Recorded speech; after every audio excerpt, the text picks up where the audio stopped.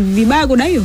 Binafsi sioni kudaiwa sio vibaya, ila unadaiwa kitu gani? Ndo hicho sasa. Ndo shida hiyo. Unajua mshahara? Shida ni kudaiwa mshahara. Sasa ipo hivi. Yani ikisha kwa watu wa uchumi wanaijua. Kishafika eneo ambalo unadaiwa, basi ujue kibiashara umeanza kukua. Ndio maana paka ujue ukishakuwa unadaiwa, it means kwamba kuna hata biashara yako kuna expansion ambayo umeifanya. Ndio maana demands za fedha ambazo unazitoa kwenye taasisi yako ni kubwa. Ndio maana unakuwa unadaiwa. Kwa sababu kwani timu ngapi ambazo hazidaiwi? Na maana ni fedha ambayo wanawekeza ni ndogo, hata mishahara ambayo wanailipa ni midogo. Kwa kishaona unadaiwa, ina maana hiyo ni moja ya viashiria vya economic growth. Kwamba kuna eneo la kiuchumi ambalo Singida inakuwa. Kuna eneo la kiuchumi ambalo unakuwa na paka dawa ya deni huwa ni kulipa. Na sitaki kuamini kwamba hata kama ni kweli wanadaiwa, haya madeni yatapita bila wao kuyalipa. Ingawaje muhimukano amesema tulisikia story ya Israel Mwenda, lakini si alikuja mambo yakaisha. Kwa hiyo na maana ni ujue fedha ipo hivyo wastara. Fedha inatoka kwa mipango. Na fedha ndio maana tunasema unapokuwa unawekeza fedha nyingi, kuna wakati inaweza kuwa kwako ni ngumu kuweza kutoa kiasi kikubwa cha fedha kwa wakati husika kutoa. Lakini utatoa kwa mafungu at the end of the day kile kiasi cha fedha kitafanya nini? Kitafika kwa watu wote, kwa sababu nyewe wenyewe mnakuwa mnafanya kazi kwenye taasisi, kuna wakati mnakuwa mnajua kabisa uhalisia wa taasisi mnaoifanyia kazi. Kwamba tutapata kwa wakati husika ama yani mtu yoyote yule ambaye anafanya kazi kwenye taasisi yoyote. Kwa hiyo kwangu issue tu itakuja kama hayo madeni ya watu yalipa. Na ndio maana mara nyingi sana tunasikia hizi kesi ndio maana kasi ipo kwa ajili ya kusikiliza, sababu wanajua kabisa madeni lazima yawepo. Maana wapo kwa ajili ya kusolve. Yani Hamisa, nilichoshangama ni kuuliza kutaka ufafanuzi kutoka kwako kuhusiana na madeni. Ni hasa madeni ya wachezaji. Ukiachana na benchi la ufundi ambako kocha anaweza kaondoka muda wote ukaleta kocha mwingine, wachezaji. Unajua kwa maana sheria ya kazi mtu kidai miezi 3 unakuwa wewe ambaye haujamlipa umeterminate mkataba moja kwa moja. Miezi 3. Hapa zile tetesi zilikuwa zinasema miezi 2. Kwa hiyo bado mwezi mmoja. Na katika kesi ya namna hiyo, rejea mwaka 2010 na ngapi, wakati Abdi Banda anatoka Coastal Union anakwenda Simba, wakati Abdi Banda yuko moto kweli kweli. Miongoni mwa taarifa zilizokuwa zinasemekana wakati ule walikuwa hawalipi fedha katika kupitia kwa njia ya mabenki kama ilivyo hivi sasa. Fedha unakwenda kuchukua mkononi, unashikishwa chako, mwisho wa mwezi unaondoka. Abdi Banda kuna mtu akamwambia tunakutaka mkataba pale bado huko. Akaambia kwani wamekuingizia hela? Sema ile tunaenda kuchukua dirishani kila mwisho wa mwezi. Akaambia mwezi huu usiende, sasa tutakupa hela. Mwezi ujao usiende, mwezi unaofuata usiende. Miezi 3 kosi hawajampa hela kwa sababu mchezaji hajaenda kufuata. Na usipompa fedha anakuwa ameterminate mkataba. Abdi Banda miezi 3 imeisha kaondoka Simba. Watu wanauliza kwa nini ni mchezaji wetu mmempa mshahara? Ndio Sara, nakuelewa unazungumzia protocol na kuelewa. Ndio mama mara nyingi mimi nasema kuna uhalisia na kuna unavyotaka wewe iwe. Ukizungumza unavyotaka wewe iwe, utahitaji ukiwa mfanyakazi wa taasisi yoyote upokee mshahara wako kila kipindi. Lakini naamini hata watu wa Tanzania wanaonisikia sasa hivi hichi kitu wanakijua. Ni ngumu sana kukutana na taasisi ambayo itakuwa inafuata protocol kwa namna hiyo. Yaani kwamba kila mwisho wa mwezi unapofika ile fedha inatolewa. Ubaya tu ni kwamba kama kutakuwa kuna malimbikizo, kwamba kwenye mwaka mzima mnavutana nyinyi. Lakini kama inatokea kwa kipindi fulani, kuna wakati you have to understand, sababu ndo mazingira ya kazi jinsi ambavyo yapo. Utaki unarudi nyumbani unaenda kufanya kazi zingine, kwa sababu ujue mara nyingi mimi kwa nini napenda kuwatetea hawa wamiliki wa hizi timu au wadhamini wa hizi timu. Wastara kuna kazi ngumu kama kuiendesha timu ya mpira wa miguu. Wafuate pale waulize. Wawekezaji wengi sana, at least kwani Roman Abramovich mara ngapi ametangaza Chelsea amepata hasara. Kuna wengine ambao wanawekeza kwa sababu ni mapenzi yao juu ya clubs hizo za mpira wa miguu, wanaupenda. Na hata Roman mwenyewe aliwekeza kwenye mpira kwa sababu anaupenda mpira. Lakini sio kama ukiwekeza kwenye mpira kwa lengo tu la kupata biashara, wakati mpira wa miguu si moja ya kitu ambacho nakipenda. Iko siku tatundika daruga utasema hapana mimi siwezi tena. Kutokana na kwamba yani unakuja kujikuta fedha ambazo unaziwekeza kwa yani zile expenses zinakuwa ni au expenditure inakuwa ni kubwa kuliko level ya income ambayo unakuwa unaingiza. Kwa hiyo kuna wakati naelewa ukisema upate protocol, mtu yeyote yule ambaye anafanya kazi kwenye taasisi husika lazima atahitaji kupata kiasi chake cha fedha kwa wakati ambao anapaswa kupewa. Lakini kuna wakati you have to understand, kwa sababu hayo ndo mazingira ya kazi. Mwisho wa siku inawezekana tukakaa hapa tukawa tunapiga makelele hatujui mwekezaji labda ni kuna ugumu kiasi gani ambao ameupitia akakuita Wastara akwambia Wastara ni 1 2 3. Wewe ungekuwa ndio CEO wa hii timu, what are you going to do? ni kitu gani ambacho wanakifanya. Kwa hiyo nimejaribu kuzungumza kwamba kuna wakati uhalisia bidi tu tuishi kwenye uhalisia. Ikiwa wanalimbikiza hayo madeni, basi itabidi wafikie sehemu wapunguze expenses ambazo wanazifanya, kwa sababu inawezekana kuna wakati uko unajikuna sehemu ambayo mkono haufiki, alafu mwisho wa siku inakuja kuwa ngumu kwako wewe kuweza kutimiza mahitaji ya watu. Lakini ikiwa una uwezo wa kutimiza, ila ni kwa wakati tu husika kuna challenges zimetokea, ina maana wafanyakazi wa taasisi yako inabidi waelewe kwa wakati husika na mambo mengine yanaendelea. Ndio maana tumewahi kusikia kesi nyingi zinatokea, mchezaji ameenda kushtaki, baadaye amekuja kulipwa stahiki zake, mambo mengine yameenda. Yani huu ndo uhalisia wa maisha yetu jinsi ambavyo hapo, kwa sababu at the end of the day kuifikia ile level ya kuwa perfect ni ngumu sana. Kwa hiyo kuna wakati inabidi tujaribu kuangalia pia hao wawekezaji au wamiliki wa hizi clubs ni kiasi gani cha hela ambacho wanakiingiza, na basi ni faida kiasi gani ambayo wanaipata. Faida kubwa wanayoipata, kwa mfano hata wakina Mohamed sio kina Mo wakina JSM, waweza kuta faida kubwa ambayo wanaipata wao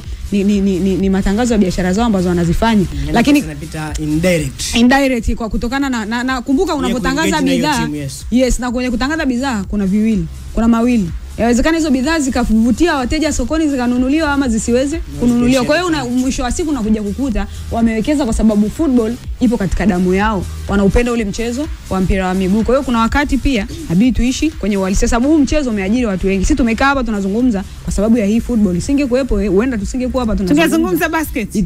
Tungezungumza basket. Hao ni Watanzania wangapi ambao ni Watanzania wangapi ambao wakikao sasa hivi YouTube wanakaa kuangalia kwa sababu wanaipenda football. Kwa hiyo mwisho wa siku inabidi tuwaunge mikono na tuwe sasa ndo mabalozi angalau wa kutokuchochea kuwa na conflicts baina ya waajiri na waajiriwa wao, kwa sababu mwisho wa siku hii kazi inanufaisha watu wengi, si tu wachezaji, inanufaisha kundi kubwa sana la Watanzania. Yani Hamisa, kuna kutetea kwa kile ambacho kilichopo, lakini kuna kuziweka club zikae katika weledi. Kwani madeni ambayo yalikosti Fountain Gate mpaka wakaanza msimu vibaya, ni nani aliathirika ukiachana na taarifa ambazo tunazitoa?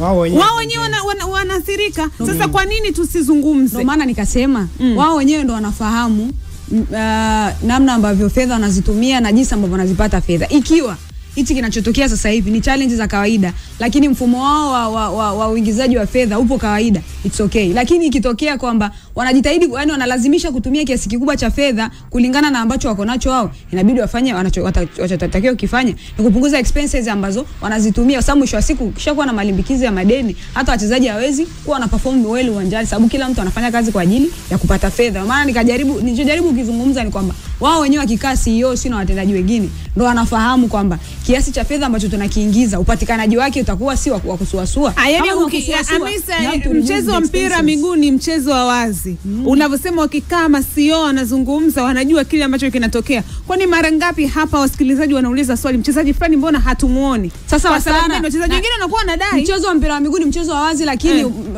ndio maana hawezi akaja hapa msemaji labda wa timu. Sikilize basi. Juzi Dani Olmo FC Barcelona, ule mgogoro uliokuwa unaendelea baina yao kutokana na mambo ya kifedha, mbona walitoka wakaweka wazi? Kwa nini huku iwe inafichwa? Kuweka wazi sio shida. Ndio maana kuna vitu sio ile akasema gharama za uendeshaji ni kubwa. Mchezo wa mpira wa miguu, lakini hawakusema ni kiasi gani.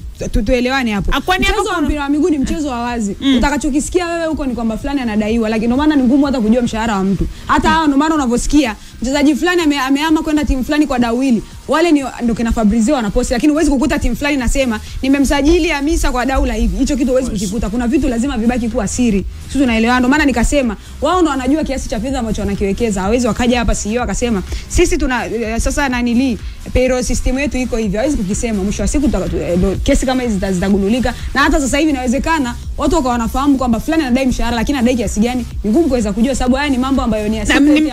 Mkataba ni siri ya mtu ya mwajiri na mwajiri. Wao wenyewe ndo wanajua. Sababu kuna wakati inabidi uishi kwenye uhalisia. Ikiwa wanachokifanya wanalazimisha hakiendani na kiasi cha fedha ambacho wako nacho, itabidi kuna wakati wapunguze expenses ambazo wanaziweka, kwa sababu mwisho wa siku ukishalipikiza madeni mengi ndio unakuja kuuza timu, sababu itakuja kukupalia mgongoni ukashindwa. Lakini ikiwa ni challenge za kawaida tu, kwani Manchester United si yule Sheikh Jassim alikuwa anataka kuinunua, alitaka kulipa madeni yao ambao wanadaiwa. Ni kitu cha kawaida katika mpira wa miguu. Kwa hiyo yani ninachojaribu kukizungumza ni kwamba watu wasione labda kama kudaiwa kwenye mpira wa miguu sasa unatakiwa ukimbizwe uchinjwe. Hapana. Kitu cha kawaida kwenye football, yani football ni kawaida mno kudaiwa hasara. Watu tulizungumza juzi hapa kesi ya Bayern Munich. Ule uwanja wa Allianz Arena walienda kukopea fedha wakajenga ule uwanja. Watu hata hawa FC Barcelona Spotify. Yaani mara nyingi ni ngumu sana kuwa na kiasi cha fedha ambacho utakuwa nacho kuweza kukiendesha. Ndio maana kuna wakati utachukua sehemu. Tunaenda mbele tunarudi nyuma. Umezungumzia FC Barcelona na Spotify. Sisi Arsenal tunayo Emirates pale tumeweka bondi sisi pale. Lakini hausikii kwa maana mshahara wa mchezaji imekuwa shida na ikiwa shida. Mimi nimemuelewa kitu. Amejaribu kugusia uhalisia ulivyo wa maisha ya Tanzania na wawekezaji wa soka la Tanzania. Ndio maana kuna baadhi ya maeneo ukileta mifano ya Arsenal na Barcelona kidogo utakuwa unatuumiza kwa sababu wale kidogo hapo level nyingine tofauti na sisi. Ndio maana akasema kama inatokea kwa mwezi mmoja miezi miwili ni sawa kwa sababu wawekezaji wao ndio watakuwa wanajua kwa kipindi hicho taasisi inapitia wakati gani. Lakini kama wanafanya kwa makusudi sio kama support kwamba watu sipa mishahara, hapana. Kuna muda taasisi inakuwa inayumba. Mmoja miwili baada hapo mnarudi mnakaa sawa. Lakini kama wanafanya kwa makusudi ndio ambao kila mtu hawezi kuisupport. Na hii kwenye maisha mapana ya kila siku sio taasisi ya mpira peke yake, hata wengine wanakufanya hizo kazi zao. Kuna muda pia wanapitia mambo kama hayo. Kwenye mpira unaposikia wachezaji wanadai hoja inakuja kwa sababu tulisikia TFF wakati wanaingia udhamini wa haki za matangazo na mdhamini wakasema kwa maana fedha ambazo zinaenda kwenye klabu za msimu mzima kwa udhamini wa haki za matangazo ni kwa ajili ya kulipa mishahara ya wachezaji. Zinatoka sawa kwa timu zote. TFF wenyewe wanasema kwa nini unafikiri wao wenyewe wajua kabisa kwamba kutakuwa kuna kesi za namna hii? Wanajua kwa sababu ndio uhalisia wa maisha ya Tanzania. Nafikiri wajua sana. Wale wanasema kwa sababu ni lazima waseme na lazima wao kama taasisi husika ambayo inahusika kwenye kusimamia mpira wa miguu watoe go ahead yao jinsi ambavyo ipo. Lakini uhalisia ukiwafuata ukwambia nyinyi mna uhakika kwamba hapa katikati ya msimu hapa patatokea kesi kama hizo, utakwambia tuna uhakika kwa sababu ndo maisha yetu hasara. Watu wanaanza kukupigia expenses ambazo wanazitumia. Mwisho wa siku kakao akasema da kweli hawa watu wanapita katika nyakati ngumu sana. Jaribu kukaa siku moja na hao wawekezaji katika football. Watakwambia ni kiasi gani cha fedha ambacho kuna hoja msingi kabisa kaisema. Kama matumizi yao ni makubwa kuliko uwezo wao, basi wapunguze. Kwa kile ambacho umekisema Hamisa, ikiwa wanalazimisha na kiasi cha fedha ambacho wanacho ambacho wanawekeza ni kidogo ila wanalazimisha, it's okay kupunguza sababu ndio uhalisia. Lakini ikiwa ni challenge tu za kawaida ambazo kuna kwenye taasisi kuna wakati panayumba, kuna vitu haviendi sawa, it's okay. Yani mchezaji mwenyewe lazima aelewa ni mazingira ya kazi kwa sababu kama tu mfanyakazi wa taasisi nyingine kuna wakati mambo yanaenda sawa. Kwani Kylian mpaka anaondoka PSG kuna fedha zake alikuwa anazidai paka makamani tumeenda. Ndio ujue kwenye football. Sasa tunatoa mifano ya Ulaya sababu watu wanaamini Ulaya ndio ambapo pako perfect. Hapajai kuwa na makosa. Kwa hiyo kwangu binafsi na kuna wakati napenda sana kuwatetea watu kwa sababu najua ugumu ambao wanakuwa wanaupitia. Sawa, miliki mpya wa club. Yaani mtu akisikia hapa anaweza kaisi wewe una ndugu yako anadai mshahara. Au rafiki yako kabisa. Mimi nazungumza tu kwa kile ambacho kilichopo sababu Hamisa amesema hatutakiwi kufanyeje, hatutakiwi kuhoji. Wakati huo kama hatutakiwi kuhoji, mbona kuna wakati tunaona timu inaenda uwanjani na wachezaji 7? Ndio nasema kabla huko wasikilizaji hawajaja kuuliza vitu visemwe mapema ili baadaye itakapotokea cha kutokea waseme kwa maana jambo lilianzia hapa ikaja hapa. Rais wa TFF aliwahi kusema kwamba waandishi ndio wana nafasi ya kutengeneza mpira ama kubomoa. Mimi nilichokisema sio tusijaji, kuhoji tunahoji, ila kutengeneza ule uhasama baina ya mmiliki wa mchezaji. Uhasama hapo umetengenezwaje? No. Hatujatengeneza uhasama ila nimesema kwa tutakavyoendelea kujadili mwisho wa siku tafikia. Ndio maana ilikana akapiga hodi kwenda kuuliza sababu huku nje kumezuka sintofahamu. East Africa Radio kamtuma nenda kazungumze kaulize ni kweli hawa ambao wenyewe wanaosema wanadai ni kweli wanadai? Na akasikia hapa.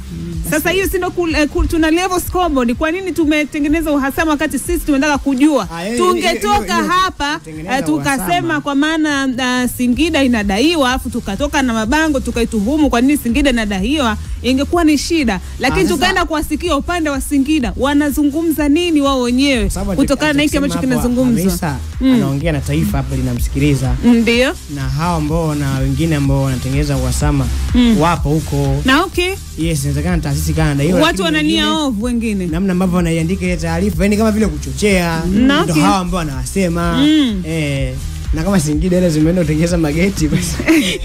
Mageti kutengeneza siku ya mechi. Kabla ndo zilienda kule.